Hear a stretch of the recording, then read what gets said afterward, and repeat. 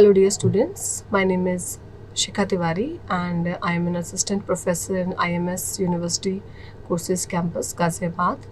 Today we will discuss the topic of the subject, which is operating system. Operating system has a very important topic, that is CPU scheduling. So we are going to discuss this topic today. Let's start the topic. CPU scheduling. So CPU, I hope you all of you know that it is the brain of the computer, and all the processing has been done by the CPU. And scheduling is kind of what we say, what we have in our life day-to-day basis, that is a schedule. So similarly, CPU has a schedule that according to the timing or the importance or the priority when the process will get scheduled for its execution, that is known as scheduling. So CPU scheduling is an important part of operating system. The main job of CPU in this is to execute a process. That's why it is called CPU scheduling. When a process gets scheduled, then the process enters into ready queue, and after the waiting time has been completed for that particular process, the process has been allocated the CPU for its execution. So while execution, the CPU must check that how much time the process is going to take, or how much arrival time is given for the process. The CPU scheduling follows some criteria. So the 5 major criteria for CPU scheduling is CPU utilization, throughput, turnaround time, waiting time, and response time. These are the criteria on which a process has been judged. CPU utilization means that effective use of CPU, making the CPU busy in a particular job. Throughput means the number of jobs completed per unit of time, like 5 processes has been completed by the CPU, 5 processes work has been completed by the CPU in a particular period of time. So that is known as throughput. Turnaround time means the interval time, like when the process arrives and when the process got completed. That interval between arrival time and completion time is known as turnaround time. Waiting time means how much a process is waiting for the allocation of CPU. Means a process, like 10 processes are there and 10 processes have been entered in the ready queue, but 10 processes simultaneously does not get the CPU. So a process at a time will get the CPU. In that, a process P1, the 10 processes are there, so P1 is waiting to get the CPU. So this allocation time is known as waiting time. Similarly, how much P5 is waiting to be allocated to CPU for the execution of that processes, that is known as waiting time. And response time means when the actual execution of the process is done, means when the working is done, this is known as response time. So these are the 5 criterias.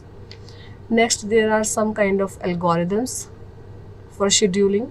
First come first serve, SJF, which stands for shortest job first, and priority scheduling. So let's discuss the first topic, that is first come first serve. First come first serve. We all know this in our daily life, as if you go in a restaurant, so at that you will get the token according to the timing when you enter in that place. So this is similarly working. So CPU will be allocated first to the process which will enter in the ready queue first. So basically there is a ready queue. So ready queue is the, I have earlier explained in this, that there is a waiting time. Waiting time is the time that when the processes are waiting in the ready queue. So the process which requests the CPU first will allocate the CPU first. Basically, first come first serve, done its execution on the basis of first in first out. So the abbreviation here is FIFO, that is a queue, first in first out. When a process enters into ready queue, the whole execution is done on the basis of its PCB, and when the CPU is free, it is allocated to the next process. First come first serve is a CPU algorithm, scheduling algorithm, which is very easy to calculate, and in this the code is easily done. It is basically used for batch processing system. So here is the numerical for this. In this numerical, we have three processes, number 1, number 2, and number 3, and this is the burst time. This is the time requirement for the processes. Like process 1 is going to take 24 milliseconds, process 2 is going to take 3 milliseconds, and process 3 is going to take 3 milliseconds. So for this we have actually chosen first come first serve. So as we can see that first the processes arrive is the process number 1, then process number 2, then process number 3. Similarly, you can see Gantt chart. In this, job 1 is executed first because it is arrived first in the ready queue. So the arrival time is 0, and how much time it is taken? 24 milliseconds. Then job number 2 arrived. It is already there in the ready queue, but it is now at the 24th millisecond the CPU has been allocated to job number 2, and then the time has been taken by job number 2, and total timing is 3 burst millisecond. Similarly, we have done for job number 3. Then we have calculated average waiting time, and then we have calculated average turnaround time. So in this we have just done the addition of the completion time of all the processes, like 24 plus 27. So by this we have calculated average waiting time and then turnaround time. There has been a formula for this, so this is calculated like this. What are the advantages and disadvantages of first come first serve? First come first serve is easy to understand, and we can do code in this in a much easy manner, and this is used for batch systems. The disadvantages is this: the CPU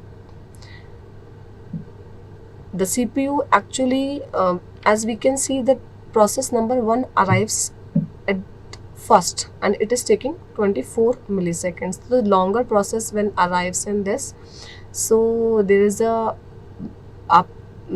effect. This is known as convo effect. This is like when the bigger milliseconds or bigger burst time process arrives first, then it is kind of a drawback for first come serve first serve.